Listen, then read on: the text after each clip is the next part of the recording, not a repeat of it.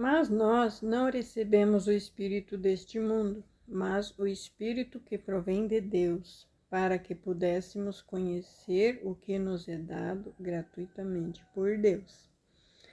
E assim começamos a falar sobre mudanças de ciclo.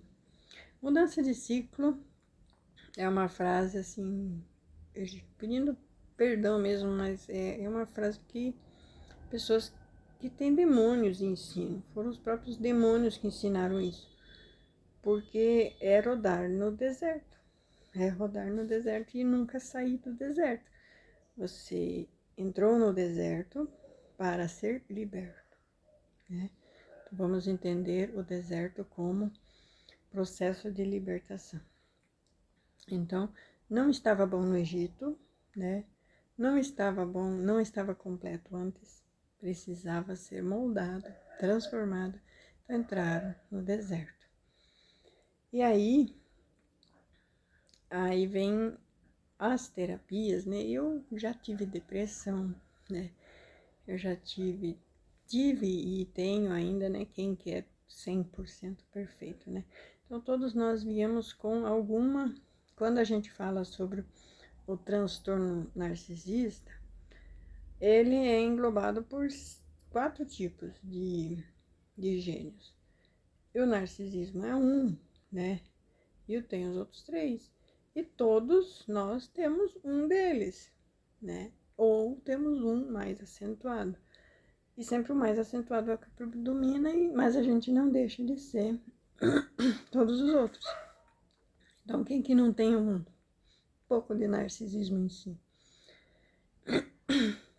Então, quando a gente vai falar sobre algum transtorno, né, algum tipo de dificuldade que a pessoa tem de lidar com situações, todos temos alguma dificuldade de lidar com situações. Então, a própria Bíblia atesta e testifica isso, que nós, em nossa carne, nosso corpo carnal, somos falhos e pecadores. E erramos na lei, né? Por isso que Cristo nos prometeu a perfeição através do seu Espírito. Somente com o Espírito Santo conseguimos atingir a perfeição espiritual de cumprir todos os mandamentos, assim como ele nos ordenou em Mateus capítulo 5, que através do Espírito Santo ele cumpre todo o mandamento e nós também cumpriremos todos os mandamentos. Seremos capazes somente estando cheios do Espírito Santo. Então, você ensinar alguém é rodar no deserto, é você tentar, você tá com uma ferida, um osso exposto e vai colocar um band-aid em cima, é a mesma coisa, é isso que é mudar de ciclo, né? Eu fico me imaginando, né, eu no mundo, né, os terapeutas do mundo, os coaches do mundo, tendo que lidar com situações tão complexas e profundas que atingem a mente, o coração emocional da pessoa, a ponto dela ficar completamente, não é inútil que fala, incapaz, completamente incapaz de continuar vivendo. Então, eles têm que achar meios de tentar fazer aquela pessoa viver, continuar vivendo. Então, eles vêm com aquele negócio de fechar ciclos, né, para abrir novos ciclos, tentando, assim, fazer com que a pessoa consiga continuar sobrevivendo nesse mundo que é tão complexo e a mente humana que é tão complexa e difícil de lidar. Então, quando a pessoa não tem o amor de Deus, o Espírito Santo, o entendimento de que se deve viver por princípios bíblicos e que você vivendo dentro da palavra de Deus, a tua mente, o teu coração e todo o teu ser é completamente liberto de tudo isso e você vive plenamente, feliz, alegre, saudável em todos os âmbitos, mentalmente, espiritualmente, emocionalmente. Isso é uma pessoa saudável emocionalmente. E aí, porque vem querendo dizer, você precisa mudar de ciclo. Eu mesma, né, já recebi esse conselho várias vezes, né? Porque eu não conseguia arrumar alguém, né? E eu não conseguia, por quê? Por causa do tal famoso dedo podre. Vocês já ouviram falar dedo podre? É quando você sempre encontra mais do mesmo. Simplesmente a tua energia atrai sempre o mesmo. Então eu desisti. Não vou atrás de ninguém, porque eu tenho o dedo podre. E aí eu recebi muitos conselhos. Por quê? Porque né, OM ficou com medo de eu ir lá e, né, porque, sabe, né? E aí ela ficou com aquilo de ponhar na cabeça de todo mundo que via ao meu redor que eu tinha que mudar de ciclo, que eu tinha que virar o ciclo e não sei o quê. E aí eu fui, né, mudar o ciclo, mas não mudou, nada mudou, né? Eu só rodei mais no ter piores dificuldades, piores sofrimentos, relacionamentos extremamente abusivos, da pior espécie, nem queiram saber. Então, assim, se alguém pode dizer como é rodar no deserto, né? No vale da sombra da morte, no abismo mesmo, o que é, o que o diabo tem preparado para quem não quer lutar. E hoje eu estou aqui, lutando com as armas espirituais, as batalhas espirituais. E assim, por mais complexo que pareça ser toda essa batalha espiritual, né? Porque precisa do muro de sangue, de fogo, cobrindo a minha vida e cobrindo o meu cônjuge. Eu preciso como é que é, da muralha, do muro de espinhos, né? Da cerca de espinhos e de sebe ali também para cercar o meu cônjuge, assim como Jó tinha toda a sua vida e sua família com uma cerca de espinhos também guardado, porque aí fica protegido e o inimigo não chega e a pessoa também não sai. Então você aprende várias estratégias. E eu fui atrás de várias estratégias. E nessas últimas semanas, eu tenho percebido que as minhas palavras, a minha oração, nas mais simples possível, de sinceras, comigo, com Deus, não precisa aquela oração de 3 horas. Aquelas 2, 3 palavras sinceras que você fala com o Pai, sabe? Que você fala com Ele como sendo teu íntimo, tem muito mais eficácia e poder do que tudo aquilo que a gente aprende. Então, o que eu aprendi em batalha espiritual é isso, né? Às vezes demora, né? Quando eu vou batalhar espiritualmente por alguém, orar por alguém, pode demorar. Pode ser que eu ore, precise de ajuda, precise fazer um jejum, precise me santificar mais. E pode ser que demore. Mas às vezes, nossa. Mas às vezes, e na grande maioria das vezes, poucas palavras sinceras. Você tendo o discernimento espiritual do que está acontecendo, da situação, você ora e já você vê resultados imediatos. Então, a finalidade do deserto é justamente essa. A finalidade da dificuldade da vida, em todos os âmbitos, é que você tenha um tempo de consagração ao Senhor.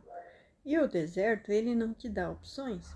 O deserto é um lugar cruel, é um lugar de muito sol de dia, muito frio de noite, um lugar de animais extremamente agressivos, venenosos. O deserto é os extremos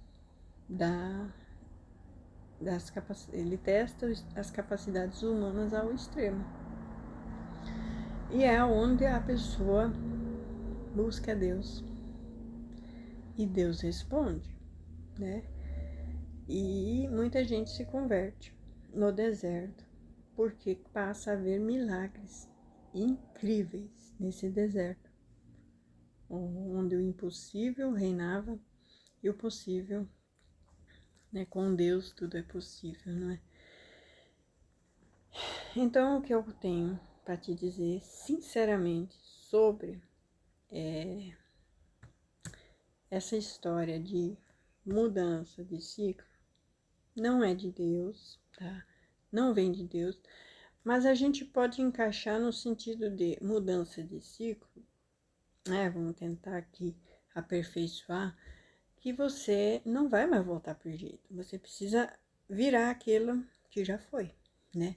O Egito não volta. Eu estou no deserto, então eu vou viver o meu deserto, né? Então eu vou buscar a Deus, eu vou me consagrar a Deus, porque só me restou essa opção. Então, no tempo certo, Deus vai te mostrar maneiras de sair do deserto. E aí você vai aproveitar as oportunidades dentro da vontade de Deus, com inspiração do Espírito Santo, para sair do deserto, né, fortalecido. E aí haverá uma nova terra, um novo recomeço, uma nova vida. Uma nova pessoa, não. Com uma nova pessoa, a velha pessoa transformada. Tanto eu transformado, como a pessoa que se foi transformada, né? Então, se Deus quisesse que houvesse uma mudança de ciclo radical, ele teria ou permitiria que a outra pessoa, né, partisse dessa para melhor, né? Ou com certeza pior, né? Porque ele estando em adultério, né? Porque estando... E eu vou agora comentar aqui uma coisa interessante que o Espírito Santo me falou sobre 1 Coríntios 19, onde fala que o homem poderia se divorciar da mulher, né? Não deveria se divorciar da mulher de maneira nenhuma, e Jesus falou, a não ser em caso de relação sexual ilícita, né? E aí, pum, na hora me deixou descer uma inspiração assim, porque vem aquele monte de coisa que a indecência quando era solteiro e todas essas coisas, porque adultério não poderia na lei judaica. Mas aí o Espírito Santo me soprou assim, como o intuito dos fariseus, dos escribas e fariseus era prender Jesus e matar como fizeram com João Batista, pelo mesmo motivo. Então, se ele responder qualquer coisa, a gente tem ali o Herodes que vai, querer acabar com ele também. E aí, Jesus falou, a não ser por motivo de relação sexual ilícita. Isso quer dizer, quando um homem está com uma mulher que não é dele, ou quando uma mulher está com um marido que não é dela, isso é relação sexual ilícita. Porque já houve uma aliança dessa pessoa com outra antes. E essa aliança, ela só termina com a morte. Então, estando ali, é relação sexual ilícita, né? Então, esse é o tipo de relacionamento que deve divorciar. Deve divorciar, sim, com certeza, porque está em pecado. Porque é uma relação sexual ilícita, fora da lei de Deus. E deve haver divórcio, porque esse casamento não é aceito por Deus, né? Então, aí, sobre isso, é penoso falar hoje em dia, porque a gente sabe que praticamente em todas as denominações que eu vou, tem pessoas divorciadas, às vezes até no público.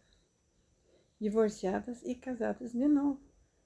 E dizem que tá tudo bem, né? Então a gente vê a urgência do Espírito Santo de, nos últimos dias, pedir para que o povo dele se retire da Babilônia, né? Dessa noiva que se prostituiu com o sistema do mundo. O sistema do mundo é fazer com que as leis do mundo permitam o erro, né?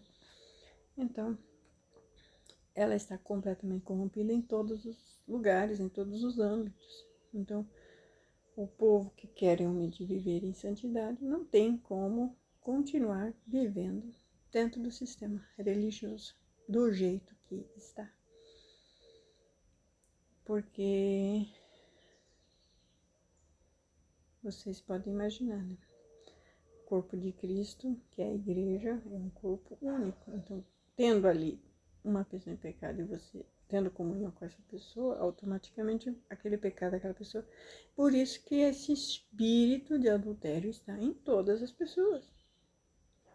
todo mundo acha que está tudo bem. E não está, porque João Batista não morreu à toa. Né? Jesus Cristo deixou bem claro, um homem para uma mulher e uma mulher para um homem.